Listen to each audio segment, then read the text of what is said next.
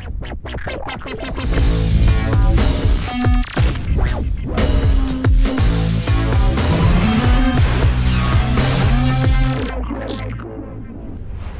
now see my true enemy.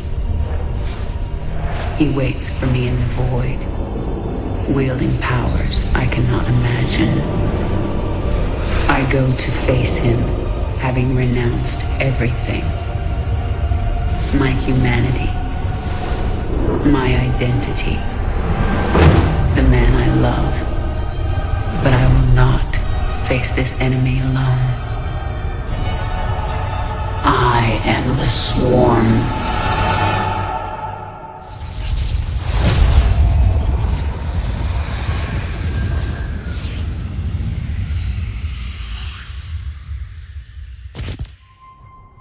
Grab that assault rifle and bunker down, because you're about to be Zerg rushed in Blizzard's latest expansion to the critically acclaimed Starcraft 2. Heart of the Swarm, Blizzard's second in what is presumed to be a trilogy of the RTS hit, picks up where Wings of Liberty left off, this time focusing on the story of a longtime villain, the Queen of Blades, as she heads out on a trail of revenge and destruction. Focusing more on the narrative, Heart of Swarm gives some much appreciated depth to not only the Zerg lore, but to the Starcraft universe as a whole. But can this title really carry the series forward, or will it fall under the weight of expectation? Well, let's take a look and find out. Using the same engine as Wings of Liberty, the visuals in Heart of the Swarm haven't changed a whole lot since the original. That's not saying they aren't stunning, because frankly they really are. What has improved, however, are the animations for the units, which now seem much more complex and detailed compared to its predecessor. Being a longtime fan of the Starcraft series, I have always loved the story and the lore of the universe. In Heart of the Swarm, narrative seems to have been beefed up with much more dialogue and real-time rendered cutscreens. In fact, I would go so far as to say that there seems to have been a shift in focus a bit, with more weight being put on story presentation than ever before. Between the before-mentioned cutscenes, in-combat dialogue, and pre-rendered video, the story presentation seems to be more elaborate than ever before and really makes the game feel much more compelling to play through. In relation to story, be prepared for a few twists and reintroduction to some characters that we haven't seen for a long time. Personally, I thoroughly enjoyed the story as it gave a lot more depth to some of the lead characters and really developed my understanding of how the Swarm came to be, what it really is, and hints of what it is becoming. For fear of letting out some spoilers, I'll have to leave you to wonder what exactly takes place in Heart of the Swarm. Well, that is, of course, until you play it or Google it. The essence still flows. I still change. I still follow.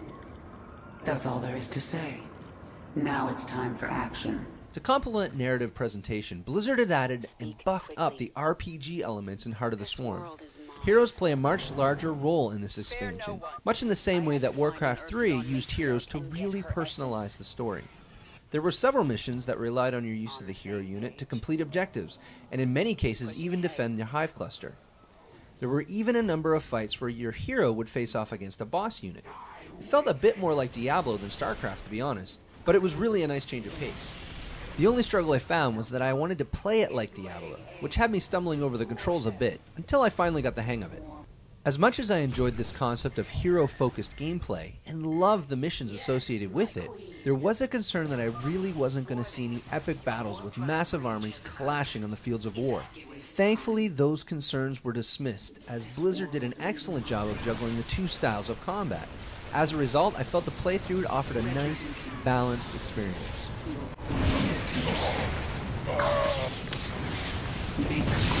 Building on the RPG elements of this RTS, everything from choosing a path for missions straight through to upgrading has had an overhaul since Wings of Liberty, and to be frank, it's awesome. Starting with the upgrading, Blizzard has added some more depth to this process, both with your units and your heroes. In the case of the units, this expansion brings with it the introduction of evolution missions, which allow you to play a mission where you can use two different forms of an upgraded unit. So for example, with the Zergling, you have the opportunity to try out both the Raptor and Swarmling variation. The Raptor can jump, giving it the ability to scale obstacles with ease, whereas the Swarmling spawns almost instantly and comes in groups of 3. At the end of the mission, you do have to choose one of the two, which becomes a permanent upgrade for the remainder of the game. But I'll tell you, having the opportunity to experience both was a wonderful addition. Throw in the option to choose between one of 3 additional upgrades per unit, such as increase armor or damage, and you really begin to feel that you are customizing your army to your playstyle. In regards to hero upgrading, as you progress through the game, you will be given side objectives that, if completed, add experience to your hero. As you level the hero, new abilities, both passive and active, will be available to you. Much like Diablo 3 henchman leveling, at each point of upgrade you will have to choose between a few different abilities, again adding another layer of customization to the play experience. The beauty of this whole upgrade system for both the units and hero is that you can switch out upgrades between missions. This allows you to switch things up when you come up against a particularly tough mission.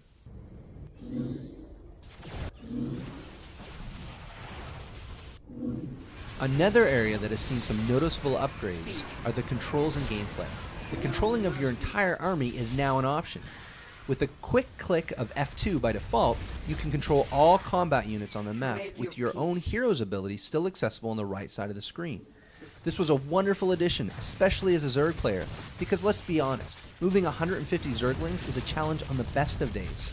But with this addition, a couple of quick clicks sees your army rushing enemy territory with you sitting back and watching the mayhem. Controlling the hero class has also been improved, with a quick click of F3 allowing you to select her anywhere on the map. Throw in the customizable hotkey profiles, and it really does make Starcraft that much easier to play. Multiplayer feels very much like it always has, with a few new units added to the fray just to mix things up. With the addition of the before-mentioned control upgrades, it does make it a much easier experience. But as with Wings of Liberty, none of the upgrades from single player carry over, so it feels very much like a traditional RTS experience. This was a bit of a disappointment, as I do feel it would really mix up combat strategies if upgrades did carry over, even if it was only for customized games. But at this point, it doesn't seem like this is something Blizzard is moving towards. At the end of the day, if you're a Starcraft fan, Heart of the Swarm is a must-have. It not only continues the story, but introduces some fresh elements to mix things up. If you're new to the series, Heart of the Swarm may feel a bit overwhelming at first, but Blizzard has done an excellent job at easing you into the experience and filling you in on what you've missed. If you're interested in picking up Heart of the Swarm, head on over to gamingdragons.com. I'm Matt, and thanks for watching.